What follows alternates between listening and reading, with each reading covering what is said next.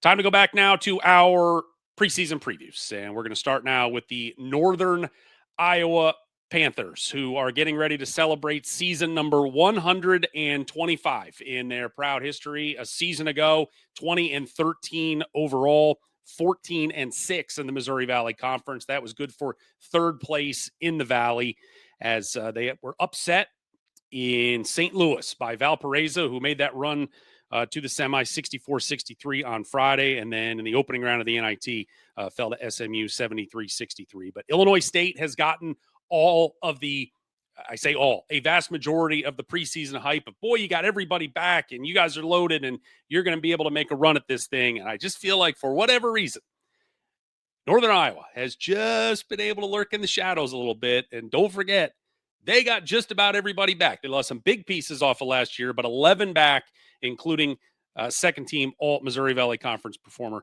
Trey Campbell. And so Ben Jacobson ready to go here in season number. Feels like he might have been there 125 years. Not quite that long, but 125 years in Northern Iowa basketball. Let us welcome in our guest today. He is the radio voice of the Northern Iowa Panthers. He is JW Cox. There you are, my friend. How are you this morning?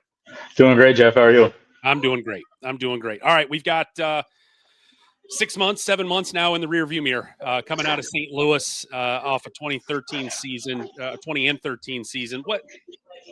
I know you get picked off by an 11 seed in the quarterfinals on Friday. It's a rough taste in the mouth. But when you look back at last season as a whole, what's the general feeling, nostalgia-wise, looking back at it? I'm always going to remember how the team battled through the adversity of losing the two starters that they did in the course of the season. R.J. Taylor right off the bat in conference play in the very first conference game to an ACL, and he was done for the rest of the year. And then Leon Bond later on against Indiana State missed a good chunk of the rest of the conference season at the end of that. And that's not even to say Cale Schmidt, who was a transfer last year from a Division III, who did end up playing more, and he was big and almost helped power the comeback against Valpo in that game at Arch Madness. He didn't get to start the season playing as much as they thought he would. There were a lot of missed and lost games for the Panthers. And again, everybody deals with injuries. But I think when you talk about the nostalgia of last season, it's going to be how the rest of the team handled that, and we're still able to be with 3 games to go in conference play, basically an overtime loss at home to Drake from being in the top spot in the Valley in the regular season. And so I think a lot has to be said about the guys that were still there. A lot of that's the leadership of Titan Anderson and Jacob Hudson, and even the junior year of Trey Campbell. What those 3 were able to do as steady presences throughout. Huddy's another guy. When you lost to Valpo the first time, he wasn't at 100% either and missed some time. But the resiliency of what that team did, how the younger guys got better. And so I think that's what I'm always going to take away from that season is how, what could have been, sure, just like a lot of other teams deal with injuries, but the way they came together, grew, and had a shot at doing everything they still set out to do as far as winning a regular season conference title, even late into the year.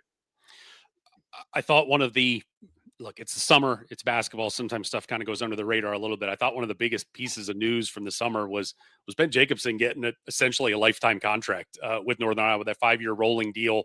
He's going into season number 20 in a world that is so, what have you done for me? Not even lately. It seems like, what have you done for me today? And sometimes you reach it. There's an expiration date, sometimes from fans and administration, sometimes from the coach, where it's just like, we've looked at each other long enough. We need some new real estate here. Why has this been such a successful relationship between Ben Jacobson and this athletic department and this university and this community that we are now going into decade number 3? Well, I think you said the right word. It's a relationship between him and the administration, right? And he's talked a lot about the support that he gets from the university side and the support that he gets from new athletic director Megan Franklin. And that's a big part of why this happened now and why there's still the belief there. But I think you go back, Jeff, over Coach Jacobson's tenure. And yes, he will be the first one to tell you he wants to get this team back into the national tournament. He knows what they can do and how they can be a contender at that level. And the winning that folks around here are used to, have seen, and want to see again. And there have been regular season titles. You don't have to go as far back as the last tournament appearance for the Panthers to see that success on the floor. So don't get it twisted there. But what is more important, I think, and brings about this trust and this lifetime contract, if you call it that, is the relationships that he builds throughout his program. Yes, to those above him in the administration, but also all throughout the program, and then mainly key to his players, the types of players that he brings in here, the types of players that he gets to stay here now in the current climate of college basketball with all the transfers. I think that relationship word is why there is the trust in Coach Jacobson. The results are going to be there. I'm very excited about what this team can be on the floor, and coaches, that's why they show up. They show up to look at film and be better and win games. But the biggest part of that, you talk about the 7 months that we go, there's more time that they spend with these guys relationally than on the floor competing in the Missouri Valley Conference. And I think what he does and the culture that he has set over those 20 years, that's the reason why it's not stale, right? It's not stale. It's not at the level they want it to be as far as winning a conference tournament and getting to the NCAA tournament. Yes, everybody's still striving for that, but there is no staleness in his relationships to his players, in the culture that he's built in his program. And that's why that's the guy that you want at the head of your program. 2 regular season championships in the last handful of years, 2020, 2022, again, 2016, the last NCAA trip. Just from what you know of him, though, I mean, the NCAA, I mean, obviously that's the shiny toy. And when he's gotten in there, my goodness, they have had unbelievable success. How much does it just chew at him that it's been going on 10 years? Oh, I mean, that's what you know about Coach Jake when you spend any time around him. He is an intense competitor, right? Like, he loves the relational side and he wants to pour into these guys and make them better men. And he has with countless guys. A bunch of them got to come back as they celebrate and kick off the 125th season, had a big reunion and a big celebration. And so many guys back for that event that have gone on to do so many great things. A lot of them on the floor, right? Whether it's here, and obviously you've got AJ Green doing what he's doing, and you've got guys that have gone overseas and played the game at a high level. But then so many more guys either after that or guys that didn't continue playing that have done just such tremendous things in their lives. He loves that, but he also wants to put his team and this university in a position to succeed. I go back. The football team actually plays North Dakota, and that's his alma mater, and his head coach, Rich Glass, his son was actually the all-time leader in field goals made for the North Dakota football program, right? He played football instead of basketball. But I go back to Coach Jake when he started. Coach Glass's first year was the year before Coach Jake got there, and they did not have a great record. He was tasked with turning it around. Coach Jake gets there and becomes the point guard as a freshman, and by all accounts, a lot of his juice that he brought as a competitor is why Coach Glass started to turn that around. I know that's a great relationship that they've maintained throughout the year with his former head coach, but I think that was the first picture you saw of the competitor that Ben Jacobson is, and he has carried that throughout his time as an assistant and then eventually here to the University of Northern Iowa. And so he wears that on his sleeve, and yeah, it does gnaw at him. It was one of the first things he talked about at Media Day last year is getting back to that NCAA tournament, and so he's going to do everything in his power to make sure this team is in the right spot all the time to compete at the highest level and get back to where they want to be. Not many departures, but some obviously big departures. Titan Anderson and Jacob Hudson leading the way there. When you look, I just describe Titan as just like, man, he was like first team all downhill team. Like, you just, how do you stay in front of this guy? Like, he's just played so hard. It just felt like a coach's dream in so many ways. Look, Jacob Hudson, 6'9", 6'10", whatever he was, you can't teach that kind of size, losing that in the middle, but just maybe almost from an intangible standpoint, what does the departure and the graduation of Titan Anderson, what the void that gets left with this program? I think the leadership is going to be a question of the void that you have to fill. I think we've got the guys that can do it. I'm a huge believer. Trey Campbell's been here from my first year on, and I've seen what he's become both as a player and off the floor. And so I'm a huge believer in what he can do to fill that vacuum, but it's obviously a vacuum.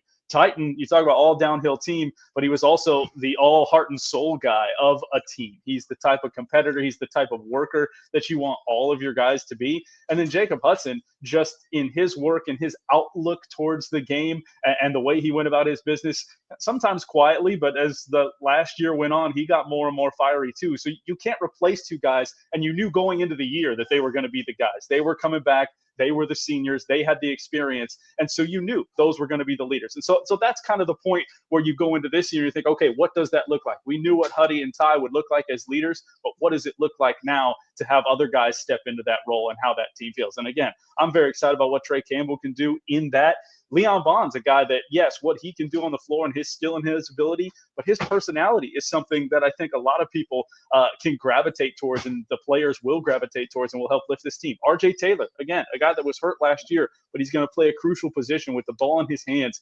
And his attitude, the way he talks about the game and sees the game, that's going to be contagious for everybody. So it's definitely a vacuum when you lose two guys like that, like Hudson, like Titan Anderson.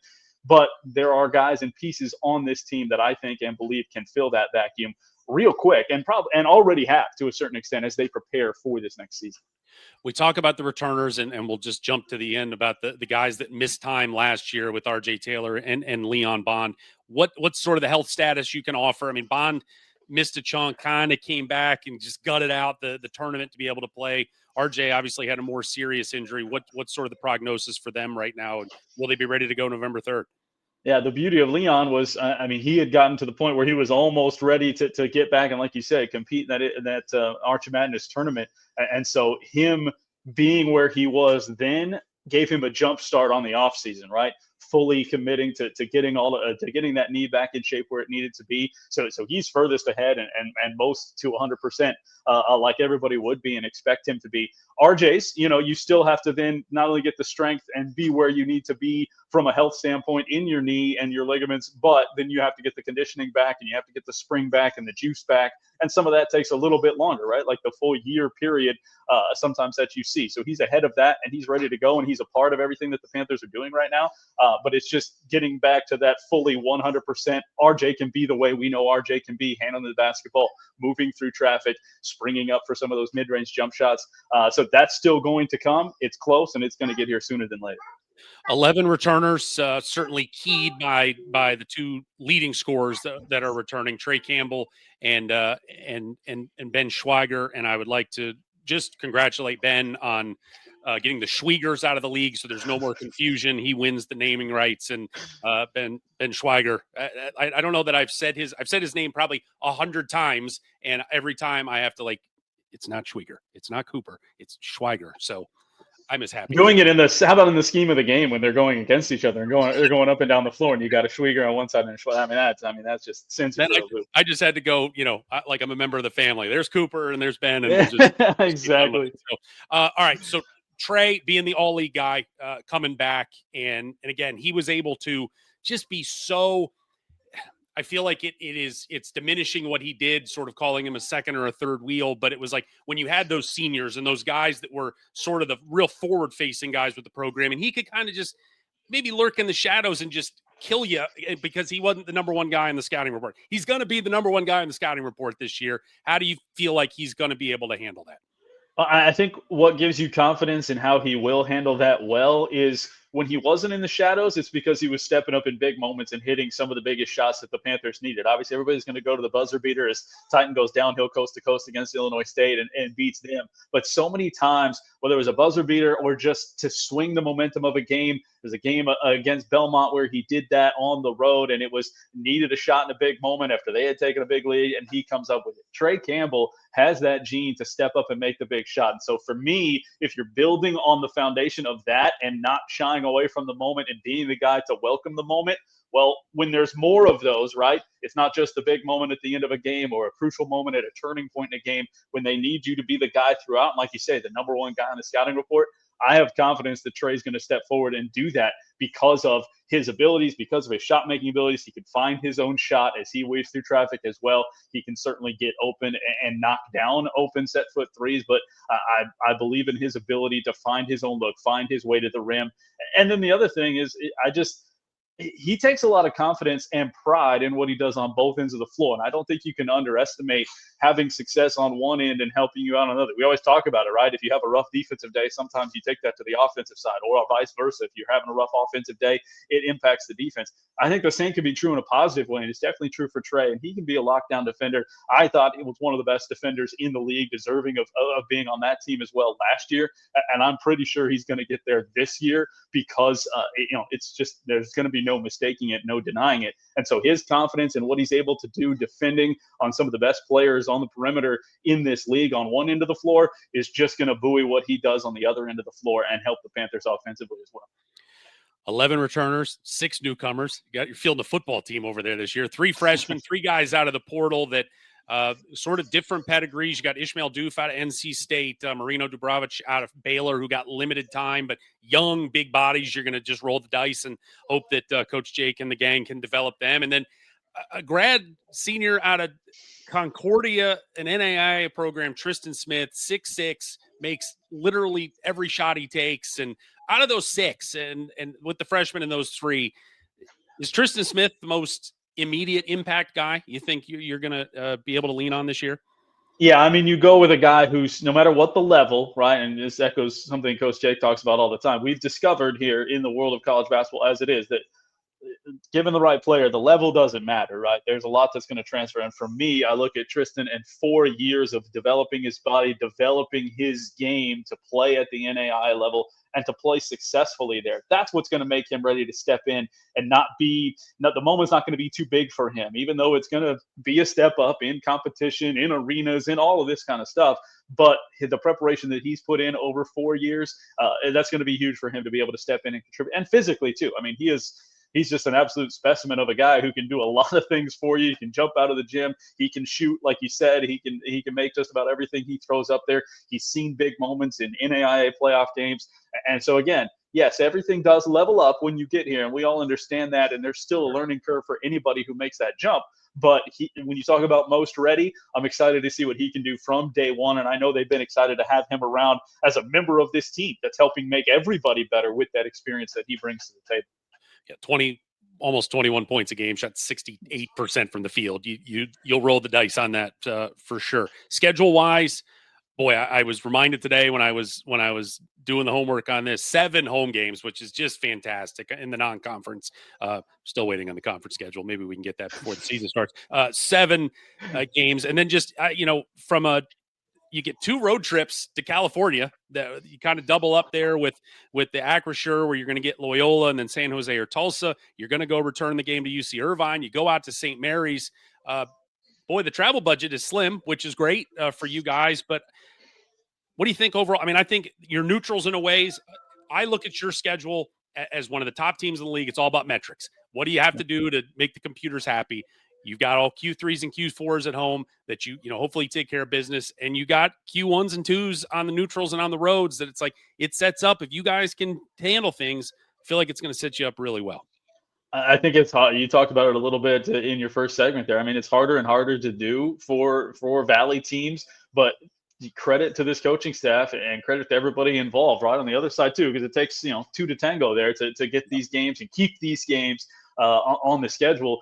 But the best you can do is give yourself a schedule of opportunity. That's what I've got that in my mind, because that's what I've talked about with the Panther football team. And when you play in the Missouri Valley Football Conference, you're going to play some of the best teams in the country. And so it's always a schedule of opportunity there. For basketball, you don't get that guaranteed, right? You have your league opportunity, but then outside of that, you got to do some work to figure it out. And so, yeah, those games that you mentioned on the road, huge against Irvine. We saw how good they were here. We saw how good they turned out to be throughout the rest of the season. Same thing going up to St. Mary's. That's going to be a tough road environment against a team that by the time all is said and done is probably going to be a really solid metric team. And then, yeah, you don't know what you're going to get out of the 2 games in the Acrisure after that first one against Loyola Chicago. That's fun, right? It harkens back. We'll get 2 of those now. We did that against Wichita State last year, returning that. We'll get them here at home, and I know everybody's going to be buzzing for that game as well, which could be another game, right? Even though it's a home game, right, and you want to take care of business, that could be a positive metric impact game, right, depending how things go for the Shockers down the road. So that's what I look at it. It's opportunity, and then it comes down to how you can seize that opportunity. And it's credit to the coaching staff of getting this schedule done. I know the hard work that goes into that, and things happen and you lose games, or there's buyouts and all of that, and it's not necessarily what you think is going to be. But to come away with a schedule like this where you have the chance to go take care of business and hold your own fate in your hand and seize those opportunities, it leads for a lot of excitement, and we'll find out a lot about this team. I feel like we've said this every year that I've been here, right? I'm going into year number 4, and it's happened, I know, in years prior before I was here. But you're going to find out a lot about the Panthers and how they can compete, how tough they can be, and what they can be early on in this schedule. And that's just the kind of schedules Coach Jake builds. It's tough on the front, and then you should be ready to go for conference play.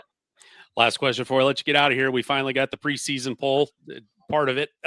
You guys sliding in at number 2. That felt like where everybody would have pegged you in April, on April 1st, here on October 1st, number 2. Bullseye-ish. I mean, are we ready for the look? You're getting everybody's shot. You're Northern Iowa. That's just the way it's going to be. But the makeup of this team, you think they're ready to handle the burden of expectations? Yeah, I love the makeup of this team because that's enough of a chip to put on their shoulder too, right? Like number 2, I mean, what are you talking about? We're going to come back and you're right. Like, I mean, being picked in the top 3 in the Missouri Valley Conference is nothing to sneeze at, right? Like, it doesn't win you anything, but it's just something that says, hey, there's respect, and we know how good you can be. So you don't draw a lot of, they counted us out type motivation. I mean, we're not the Kansas City Chiefs here, right? Winning Super Bowls and then saying nobody believes in us, but it's a team that, yes, is ready for that challenge. They know that bullseye factor is there. A lot of these guys throughout their careers, whether it's other places, but certainly throughout their high school careers, on very good high school teams. That's the fun part about a couple of these true freshmen coming in, the success that they've had playing basketball at the high school level. They've gotten that feeling before at that level, and so they know what that's like. And then certainly the guys that have been here for a couple of years, they understand what it takes to be the hunted and to be the team that's getting chased. And so I think the best thing that they've got going for them, and I know this about the guys that are coming back, whether they're the hunted team or the counted out team or